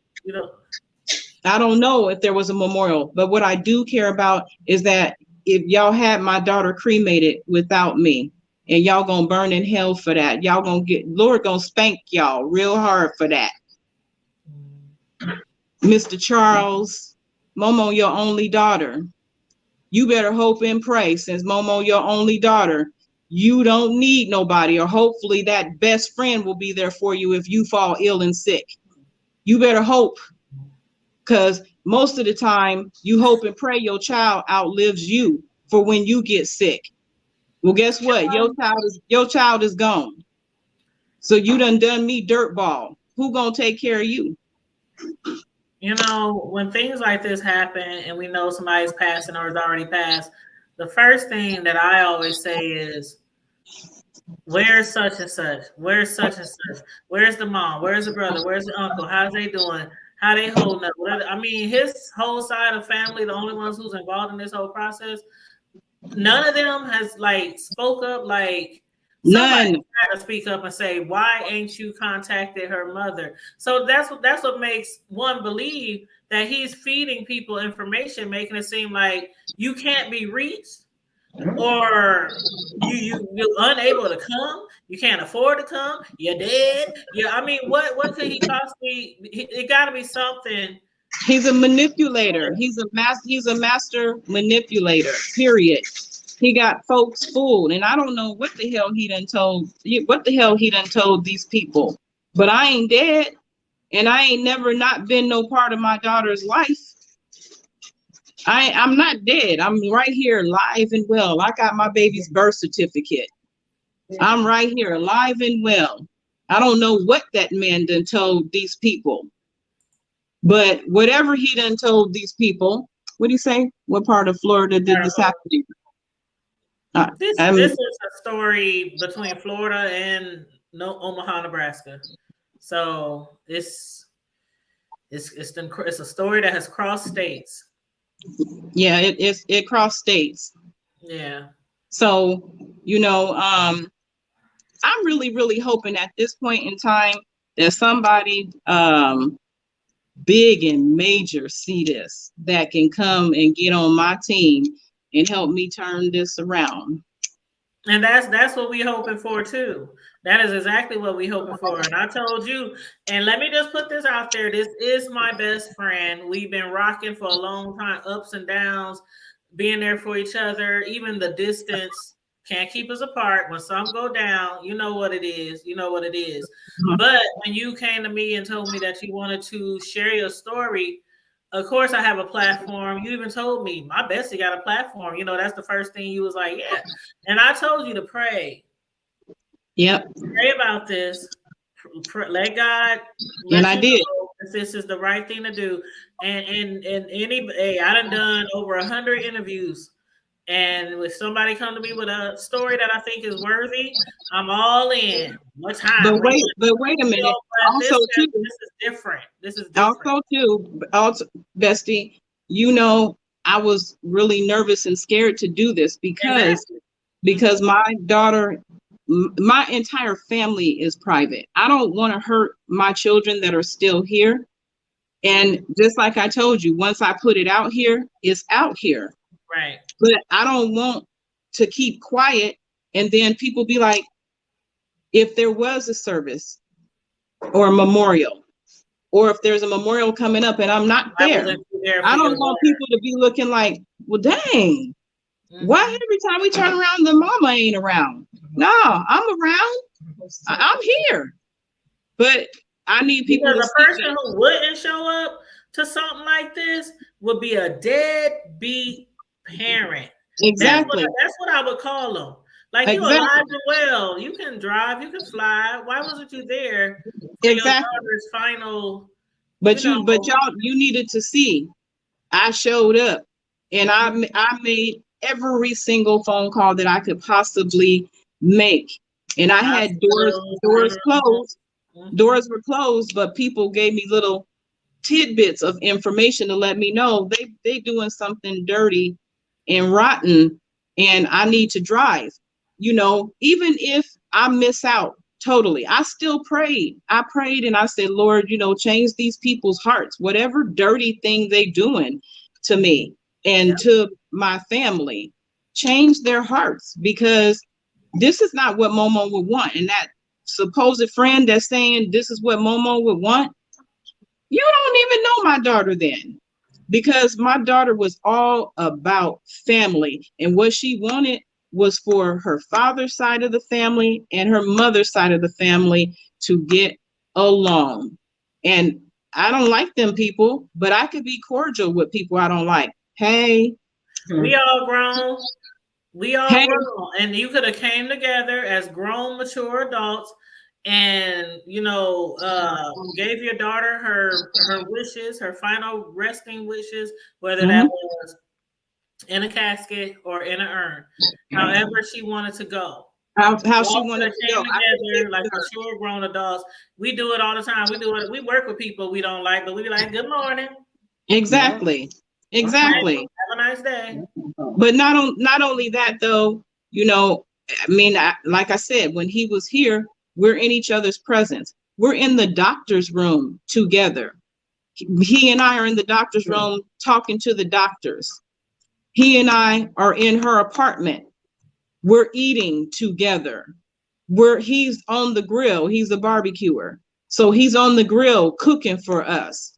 He's still flirting with me, even though I got somebody. Like what happened to you? Got her up here. He tried he tried to cut ties and keep her. But what I'm saying is, what happened? What happened to you once you left and you came back? Like if you let all that, whatever you was feeling for me, go from years ago, because I don't harbor that stuff. You're not gonna live rent free in my head, and I don't hold that in here. Because I got too many other things going. I got too many other things going to be holding on to something from 26 years ago that you did to me. I got too much to be holding on something that you did to me 2 years ago or a year ago. And my child is sick. And when she say, Mommy, I need you to do this for me. Okay, baby. That's all that needed to be said. From me. If you chose that you wanted to hold on to that old stuff, you deal with that. But for you to do that, to try to hurt me, this is his last ditch effort, because my child is gone and you don't got nothing else that you could do to me. What else can you do to me? So you want this to be the last thing that I'm always going to be thinking about? I will think about it, but the Lord is actually going to find a way to help me to get past what he did too. Karma is a nice snap. It ain't even about the karma part, because I don't even like to see people hurt and say, you're gonna hurt behind karma. But what I'm saying is that this was his last way to try to hurt me, because now that she's gone, we ain't got no more kids together. What else could you do? You ain't got no other work. Oh, the only last thing he could do is pay me that. Oh, girl, never mind. But anywho, ties is cut. Once my kid is gone, you can't do nothing else to hurt me. I'm gonna still say Karma's a bitch, and I hope Karma kick his ass. I don't give a damn. I know you don't. See, I feel like this is my child. You know what I mean? Needed you to come over here and kick me in my ankle. I've been knowing her for so long. I feel like this is my child. And for me to see you go through this, I wish Karma would kick his in the ass, kick him in his nuts. Like for real. Yeah. No shit. This is horrible. This is horrible. I wouldn't wish this on anybody. I can't imagine it happening to anybody. I can't believe I'm hearing this. I I, can't. I I still can't believe that I'm going through it. And actually, in all honesty, like I've been at my other friend's home all day because I've been talking about it so much that I know that it's affecting my daughter. And I I even have my dog here. Okay. I adopted a dog and she's not used to seeing me upset. And to see me upset, yelling, screaming, hollering, like to see my dog cowering because she's not used to seeing me in that mode. I reached out to my friend today to say, I got to get away. And it was early this morning. Everybody was still asleep. It's partially dark outside. What do you, I need to get away. I can't stay here because my anger, my hurt, it's having an effect on a household that's normally quiet. It's not fair for me to have had come in from out of town trying to get answers about my child who is out here somewhere or in a box now somewhere. And I'm raising so much hell behind my hurt that the only thing I could talk about is what this family has done to me. So I requested, can you please get me out of here? Can I come to your house? Hell, I don't care what kind of errands she had to run. I'll run the errands with you. Just get me out of this house so that I'm not making them hurt so much behind my hurt. So my partner is here in town with me. Ain't seen me all day. I've been gone all day. Most of the time you bring somebody out of town with you, that person may feel some type of way if you leave them with family. But because of the fact that she knows my daughter and my daughter loves her, it's nothing. It's nothing. They're going to be happy to see me when I finally leave. But I'm grateful to have had somewhere else that I could go today and release, because this was killing me was killing me not to be able to talk. And all day while I'm still getting messages all day. Hey, I don't know what's going on. I'm trying to understand. I love you so much. I love Momo so much. Can you please, y'all don't understand how that is so hurtful, not only from people that you know, but strangers. And I can't say nothing. I couldn't say anything because I don't have no answers. But I could be like, reach out to Charles, such and such. Maybe he can provide you some answers. But all he would do is lie. Maybe. That's why I said maybe. But anyway, now y'all hear my story. And ain't no one's now going to be able to say that mama wasn't there. Because yes, I was, and I took care of her from birth all the way up until, and I would have all the way up until she took her last breath, but that was stolen from me.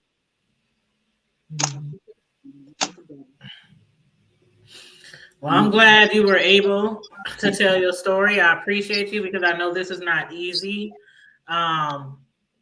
Again, I had talked to you before, and I know you wanted to get it out there, and you knew I had a platform, but I still was like, I don't want you to do something you don't want to do because, this is social media.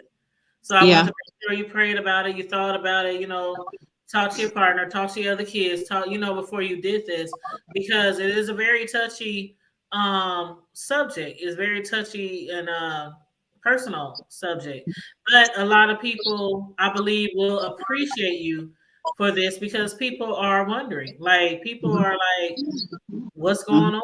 Why can't we go to any services? And it's one thing to be like, okay, you and the father both come together and post, oh, it's going to be a private ceremony. Just family.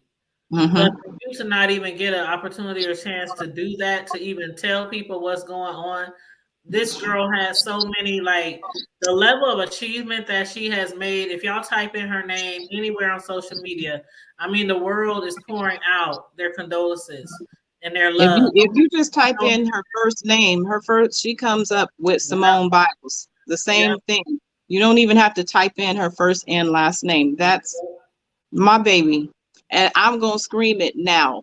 I never was screaming my daughter's name because I didn't have to ride her coattail because I was there when she was doing those things. So I didn't have to be like, that's my baby, or I did this, I did that. I didn't have to do that. When you know what you did and you know where you were when those things were being done, you don't have to be, yoo-hoo, you see me over here? Because that was for her. That shining star was for her. And I wanted my baby to shine. You know why? Because too much time she spent thinking that she wasn't beautiful, thinking that because she had tall, long legs and her other friends was shorter, that she was ugly. Nah, baby, you my treat. Always been very beautiful to me, always. And always very beautiful, but she always felt like she, because of the fact that, you're tall, everything, you have to get longer, your feet are a little bit bigger. But nah, I used to tell her, when you get older, men gonna be looking at them long legs and wanting them long legs. And they did. But not only that, she was just a genuine, beautiful, soft-spoken person, which, by the way, very, very much humble, very much humble. Love music. I mean, oh my gosh, Simone, my baby. She was amazing. And I know we're about to wrap this up soon, but I want to give her stats, her last year at Illinois State, if I can do that. This was her senior year stats at Illinois State, so you can look it up on their website. But 2019 All MVC first team, finished her career in the top 25 in field goals made in a season, 190, rebounds in a season, 238, career free throws, 227, career blocks, 51, and blocks in season, 33. MVC player of the week, finished her career in the top 10 in career rebounds per game, career blocks per game, and career doubles per game. Led the team in field goal percentage and finished third in the league in 2018-19.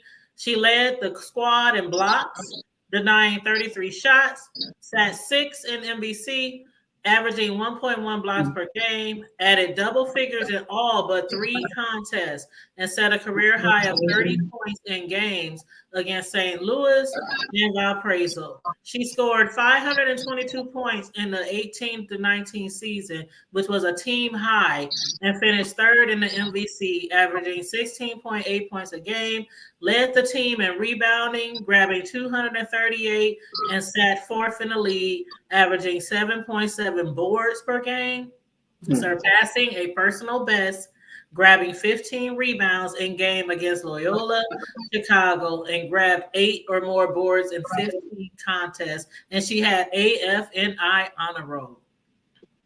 Sure did. She was a beast on the course and a star to a lot of people. I mean, she was playing in Spain up until the time she got sick. So she was doing the darn thing. She was doing it. She was. And I must share this with you. I got to share this with you too. Go ahead. Because this is something else. This is why I say that so people say, or someone's been saying they know what Simone would have wanted. But are you crying? You baby quiet. Okay. So she was a star and she worked hard to get there. But what a lot of people don't know, and I don't think she shared it, is that wasn't her dream. Playing ball.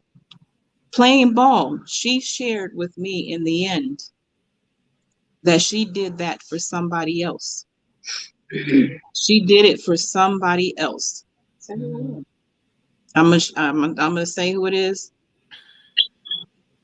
She did those things because she felt as though she had to do something that someone else wasn't able to do.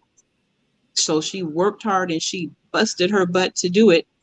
But in the end, it wasn't really what she wanted to do. And I think that's why she went as far as she did. So So somebody was living their dreams through her. So her father was living his dream through her. Okay. He didn't make it as a star. He did not make it. And so he pushed her. He pushed her. Yes, he did. He pushed her and he blamed some things about him not making it on me throughout relationships in the past. But my daughter shared with me that, I did these things, yes, but I'm not even sure that that is really what I want to do. So she wasn't even hell bent on the fact that when she left Spain, did she want to go somewhere else? She wanted to try to do something else because that really wasn't what I wanted to do anyway. Now, bet you someone else can't come back and tell that part because that's mother-daughter pillow talk. Mm-hmm. I always told my kids, do whatever you want to do in life, whatever it may be. Go wherever That you makes want. you happy. Mm-hmm. Whatever makes you happy, and don't be stuck. Don't be scared to go wherever you want to go in life. Jump both feet first and look back. Because once you out there, and you ain't got no other choice from there but to keep going. Right. That's how I taught my kids. Mm-hmm. That's how I move in life. Jump both feet in first. Because once you both feet in, you ain't got no other choice but to keep moving forward. Right. And never doubt yourself. And Momo took that and ran with it. Mm-hmm. And sometimes she did get scared and be like, but I don't know if I can. Yes, you can. Look at all this that you've done so far. What do you mean you don't know? But then again, if you don't want to, guess what? You don't have to. Right. That's how I raised my children. As a parent, we're gonna have your back regardless. Right. You do what's best for you. Exactly. But some parents are, what do you mean you don't want to? You're gonna be a failure. You're gonna miss out on all this money. Mm-hmm.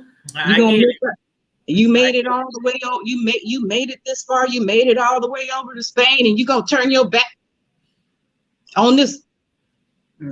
But my baby's sick, and all I'm thinking about is what if she gets sick and she can't make it back? Right. That's what I'm thinking about.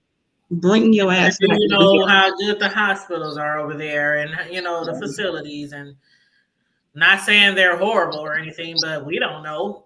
We ain't never been over there. Mm-hmm.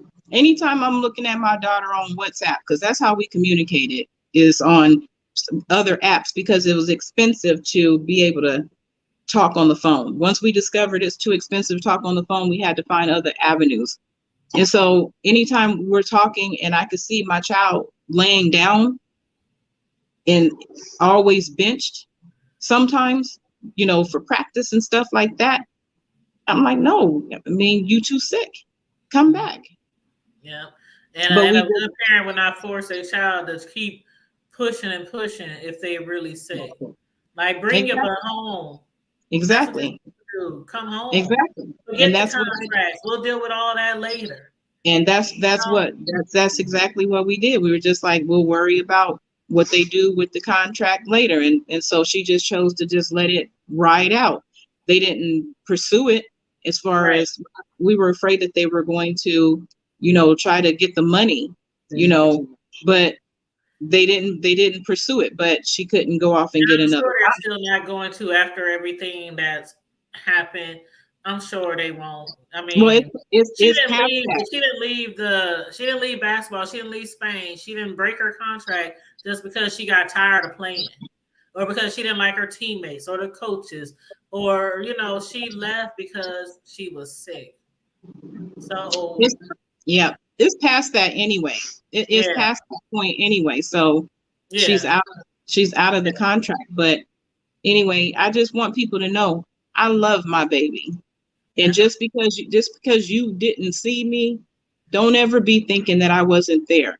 And just because you didn't necessarily see me, don't mean someone else that I cared for or loved wasn't in the stands.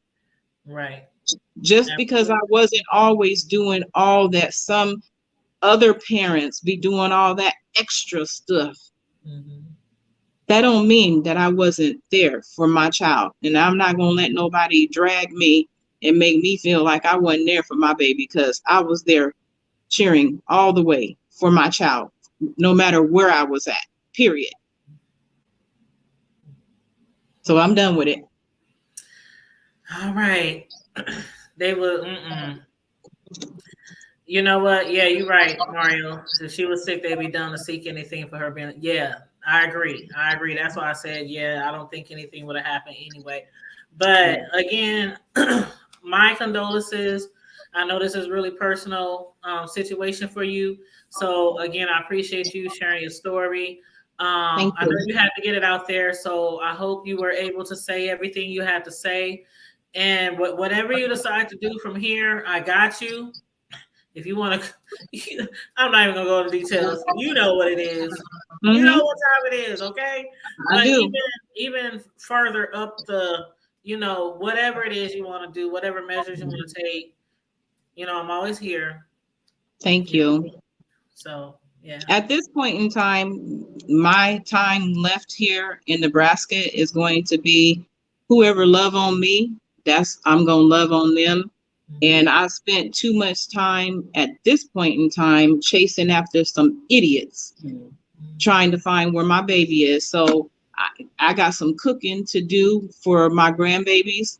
So I'm going to spend my time. It is the weekend, bestie. If you want to get together, and all our friends and homies is here. If you want to get together this weekend, wherever, I don't care if it's my crib, her crib, your daughter's crib, wherever. We can do something. Maybe we can do something and honor her before you leave town while you're here. And that's my whole case in point, is that now, I spent some all day away from my daughter and my grandkids. So now I need to that's thank Mario. you. That's the homeboy. Okay. He said, call me, I know people. Okay. I'll let you, Mario, I'll make sure you guys get in contact with each other. So basically, I just want to now enjoy my grandchildren, because it's been unfair to them. And I really want to love on my daughter, who's very much affectionate, and eat, because I ain't really ate nothing. And I need to sleep. So tonight I plan on sleeping. But whoever sees me, if you see me, you don't even have to see me from afar. If you want to come give me a hug or whatever, I'm just friendly like that. You can come and give me a hug. Because I've seen somebody in the store and I don't even know who the person is, and they were like, "That's Simone's mom." I don't know who the person is, but they recognize who I am. They didn't say anything, but I could hear them. So like one of her classmates or teammates or something. This was somebody. I seen them in the store up on Ames. I went up in there on purpose. I went. I don't like that store up on Ames. Nobody. God. But I went up in there on purpose, because I'm like, maybe I'll run into somebody. Purpose. You in the hood. You gotta drop in all the hood spots. Hood store. You see everybody at the hood store. So I was like, I can't stand this damn store, but I'm about to go up in here anyway. Yes. So yeah. But anyway, so now it's just my time to start acting silly and laughing and reminiscing with my family before I hit that road and drive all the way back. Yes. So we will talk. And to Momo. Yes, to Momo. Yes. Tanya, you got water. I got my water. Yo, bad. To Momo. Girl, let me tell you something. You done seen me on here many times. I don't know if Paul ever seen me on here, but I've done a ton of interviews, ton of shows. R. Kelly. I mean, there's all kind of documentaries and everything. And I normally have me an good old nasty piece of glass, right? I know. And for this, I just was like, nope. You need to be straight. I needed to have me something, just a little bit of something, because. And that's okay. That's okay. Oh, But wait a minute. I was told to tell you the name of my drink that I made up. Oh yeah, what's the name of it? I made it up, girl, and I'm gonna have to make you something before I leave. It's so good. It's good. Is it what you drinking now? That's what I've been sipping on. Oh wait, it's got some good. there you go. It's got some olives in it. I made it up. It's called Grecian Kiss, girl. She done made up a whole drink, gave it a name and everything. Wait, my oldest good time. My oldest daughter was like, I made it for her. She was like, Mommy, what's the name of this drink? I was like, I don't have a name. She's like, you can't have no drink that tastes like this and it ain't got a name. Mm-hmm. I was like, okay, Grecian Kiss. Because it's got some Greek stuff in it. But wait, when you take a sip though, you be like, that's good. Yeah. So I'm gonna have to make me some. Okay. Before we go, real good. Sip. You're gonna have to make me some. You got. I'm sorry. It has to be like a signature drink. It is a signature drink. It's called Grecian Kiss. I can't even get this in the club, girl. Grecian Kiss. Grecian Kiss. I have to spell that. I know. My daughter said, "Mommy, how you spell this?" Go down there on Hollywood Boulevard, girl. Anyway, I love you so much, bestie. I love you too. Thank you for talking to me. I feel better to be able to talk. There's gonna be some people that ain't gonna like what I had to say. They're gonna say I'm lying. They're gonna say she don't know what she's talking about. They're gonna say all types of stuff, and that's cool because I've been lied on for a whole lot of years. So, well, I myself can co-sign and testify to a lot of things because I've been in your life for a long time. Paula has too. We didn't been around each other for a very long time. I ain't seen Paula. I ain't gonna say her last name. I ain't seen Paula in a long time, but I know how close you guys are too. So any lies out there, I'll be happy to be like, what? Not my bestie. So, but I'm gonna tell you this. You already know how I roll. I ain't never cared what nobody had to say about me. Never. I ain't never cared. You can lie. High heel shoes in the snow. You ain't never cared, and I ain't never scared.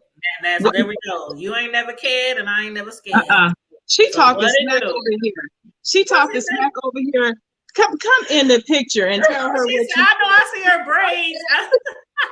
But tell her what. That's all I saw was a little bit of her braids. Overtoed stiletto heels with a summer dress in the wintertime. Slush all on the ground, snow up to here. And I'll be with her when she's trying to make me wear a dress. I'm like, I don't want to wear no dang dress. Oh yeah, I'm in my tennis shoes to the club. That's all I want to wear. I'm like, you can't be going to the club with me with no damn tennis shoes on. What? She would dress me up like a girl. I used to hate it. Like, oh God. But then she was like, oh, you're so cute. I'm a girly girl. I'm about to pull this girl out of you, girl. Shoot. Girl.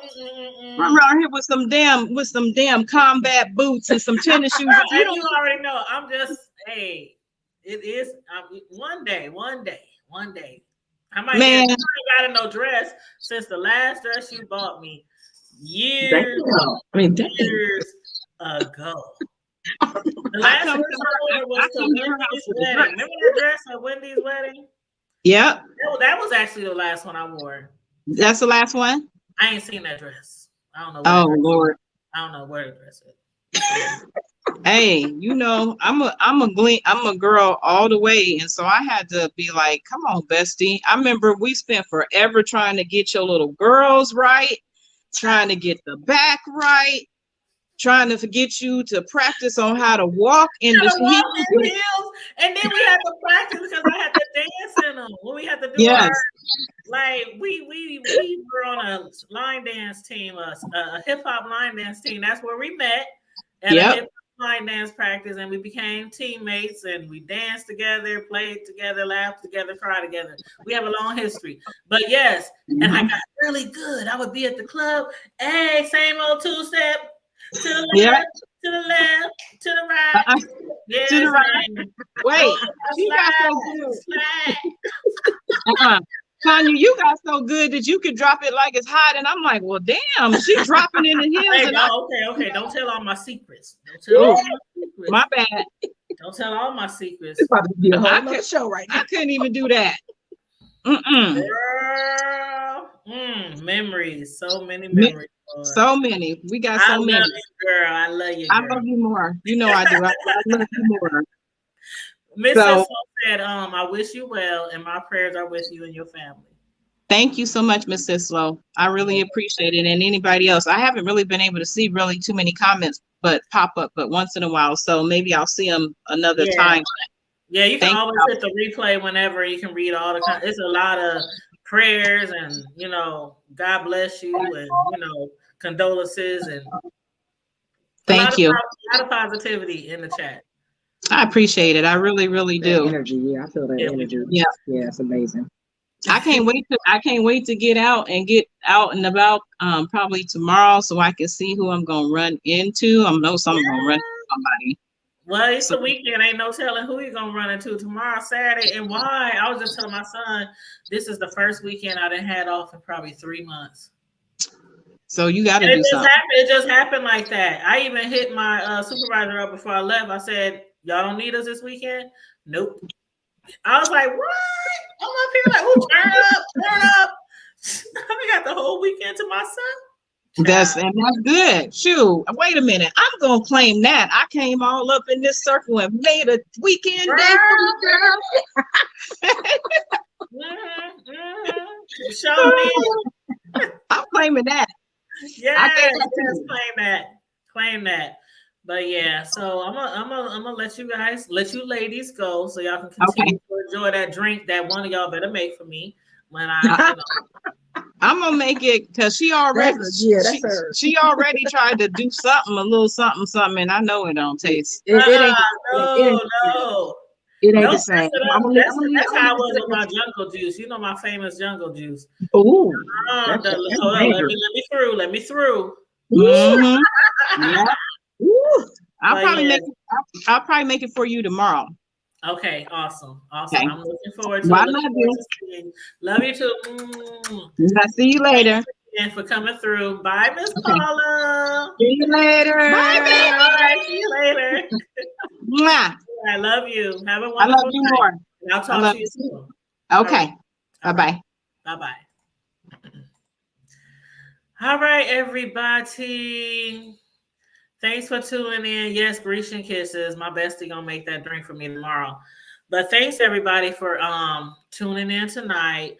I know it's kind of late, so I don't know if my late night Friday night crew is down with a show after this. If y'all are, let me know.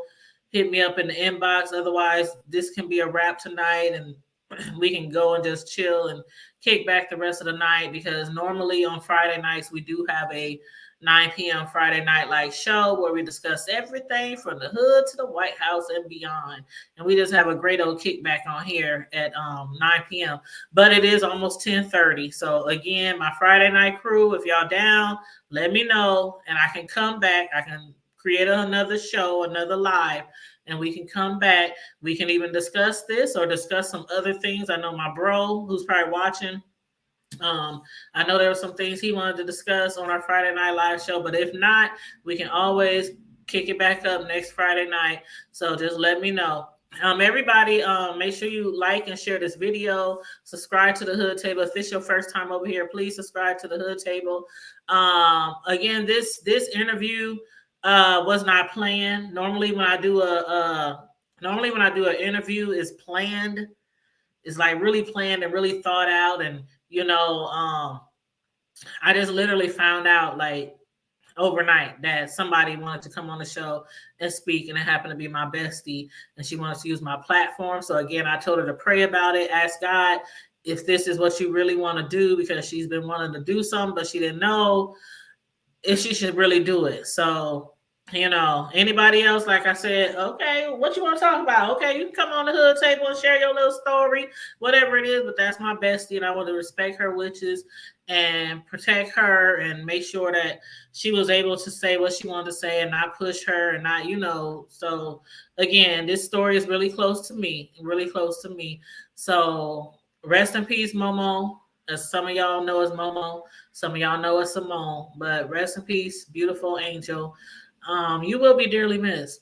And I hope that with your mother telling her story, that everybody understands that you guys did really have a loving relationship, a mother-daughter bond that can't be replaced. We all have children who we might argue with, we might go days without speaking to.